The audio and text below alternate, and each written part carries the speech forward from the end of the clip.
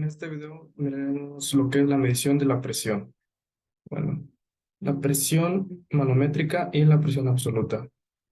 La presión de referencia que tomamos en cuenta es la de la atmósfera y la presión medida resultante se denomina presión manométrica. Ahora, la presión medida en relación en un vacío perfecto se le conoce como la presión absoluta. La presión manométrica se indica en unidades de PA, entre paréntesis man de manométrica, o PSI y Gauge, o simplemente PSI-G. Y la presión absoluta se indica en unidades de PA absoluta y PSI absoluto o PSI-A. Como podemos ver acá, hay una fórmula para obtener lo que es la presión absoluta. Y esto es, la presión absoluta es igual a la suma de presión manométrica más la presión atmosférica. Bueno, ahora la relación presión-elevación. La elevación distancia vertical desde algún nivel de referencia hasta un punto de interés y se le llama Z. Ahora, el cambio en la elevación entre dos puntos se le llama H. El nivel de referencia puede tomarse en cualquier nivel.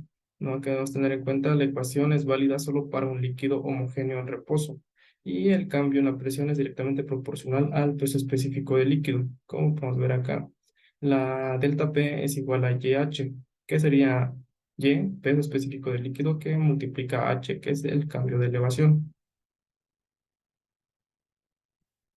Bueno, ahora el desarrollo de presión-elevación. Bueno, la presión del fluido al nivel de la base del cilindro sería igual a P1. La presión de fluido al nivel de la tapa superior del cilindro es igual a P2. Y la diferencia de elevación entre la tapa y la base del cilindro es igual a dz. Ahora, el cambio de presión que se produce en el fluido entre el nivel de la base y la tapa del cilindro es igual a dP. Por lo tanto, podemos decir que P2 es igual a P1 más dP. Ahora, en esta ecuación podemos ver que se da la relación de control entre un cambio en la elevación y un cambio en la presión, que sería dP igual a menos Y que multiplica A dz. Bueno, ahora un líquido. Un líquido se considera incompresible, es decir, que no se puede comprimir. Por lo tanto, su peso específico G es una constante. Y ya terminando la integración, esta ecuación se convierte en delta P igual a Y por H. Ahora, en un gas, los gases son compresibles. Su peso específico cambia a medida que se modifica la presión. Para completar el proceso de integración de la ecuación, es necesario conocer la relación entre el cambio en la presión y el cambio en el peso específico. Ahora, la atmósfera estándar. Las propiedades del aire varían según la temperatura. La atmósfera estándar se toma a nivel del mar y a una temperatura de 15 grados Celsius. Por densidad y peso específico es sustancial, incluso en los cambios típicos de temperatura experimentados en los climas templados, por lo que sería incorrecto presentar una fórmula como en el caso de los líquidos.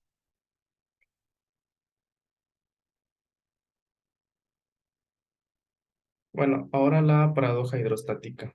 Pues aquí nos guiaremos en esta imagen y supongamos que si se ponen en comunicación varias vasijas de formas diferentes, se observa que el líquido alcanza el mismo nivel en ellas, como podemos ver aquí en esta imagen que nos hace ayuda visual.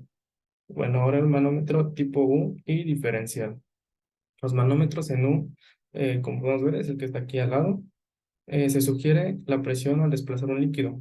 Para eso se llena hasta la mitad con agua o algún otro líquido que vamos a medirle la presión en un tubo de cristal con la apariencia de U. Cuando se crea una presión diferencial entre los dos lados de la U, entonces la columna de líquido se desplaza hacia el lado con menor presión. Ahora el barómetro es un instrumento utilizado para medir la presión atmosférica o presión barométrica. La presión atmosférica es un indicador del clima de una región, pues los cambios que se sostienen en la atmósfera afectan el clima, incluidos los cambios en la presión del aire. La presión expresada como altura de una columna de líquido.